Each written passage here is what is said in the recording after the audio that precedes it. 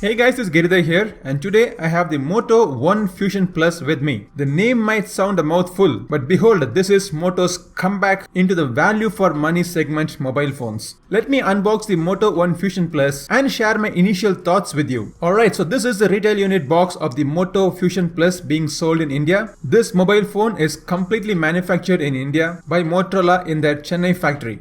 Opening up the box, you would find the mobile phone already protected by a TPU back case. Keeping it aside, you would find the user manual and safety instructions, and then there is an 18-watt turbocharger inside the box. There is also an USB Type-C cable and a SIM ejector pin. Now let us keep the contents of the box aside and inspect the mobile in detail. The Moto One Fusion Plus is about 9.6 mm thick and weighs 210 grams. This is a thick and bulky mobile, but the plastic material used in this mobile phone gives it a very good feel in the hand. It is available in two different color variants, the Twilight Blue and the Moonlight White, and though my personal choice would be the Moonlight White, the review unit which I got is the Twilight Blue. At the bottom you would find the 3.5 mm audio jack, a single mic, USB Type-C port, and a single loudspeaker. I found the loudspeaker to be really loud, and also the quality of music was good. At the top is the pop-up camera. We'll talk about it later in detail, but next to it is also the hybrid SIM card tray, in which you can insert one nano SIM card and an SD card, or two nano SIM cards at the same time. On the left you would find the power button, volume button,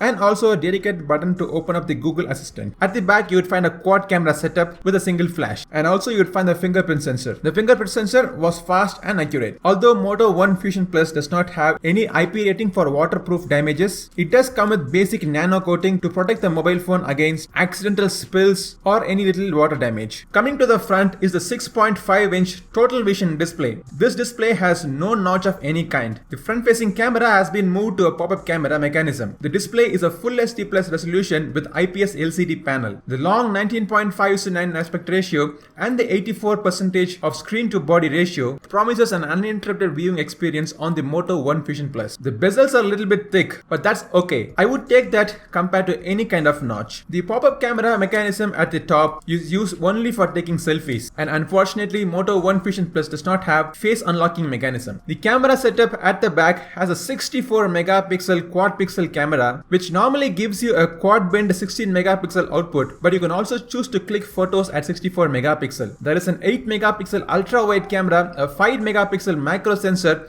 and a 2 megapixel depth sensor for portrait shots. The camera UI has a bunch of features which are really useful and works well as well. The front facing camera is a 16 megapixel camera housed inside a pop-up camera mechanism, and the rear primary 64 megapixel camera sensor can shoot up to 4K videos. 1080p videos and 4K videos support electronic image stabilization. Have a look at some of the camera samples, and I feel that Motorola has done a very good job when it comes to image processing and also providing a very capable hardware on this mobile. Talking about hardware, the Moto One Fusion Plus is powered by a Snapdragon 730G processor with Adreno 618 GPU. It comes in only one variant which has 6 GB of RAM and 128 GB of internal storage. It has all the usual sensor, but Motorola seems to have missed the orientation sensor in this mobile as well. When it comes to gaming, I find the Moto One Fusion Plus to give you a very good smooth gaming experience. In my initial test, I also found that this mobile phone does not heat up. The UI on this mobile is a stock Android experience. You get Android 10 out of the box with no ads or no bloatware. There are a few Motorola customizations which we regularly see in all of the Motorola mobile phones, but in this mobile phone we also see a new customization called the My UX. With this you can change the styles of your icon or wallpaper layout or even fonts to suit your liking. You also get the famous chop gesture to light up the flashlight, twist to open camera, twist again to open the selfie camera, and a lot more gestures inside the Motorola Moto application. When it comes to battery, Motorola has included a 5000 mAh of battery, and the charger here is an 18-watt turbocharger. Moto One Fusion is priced at Rs 16,999, and at this price I would say the Moto One Fusion Plus offers a lot to you compared to other mobiles in this segment. If you like to watch an in-depth review and also comparison with other mobiles like Poco X2, Realme X2,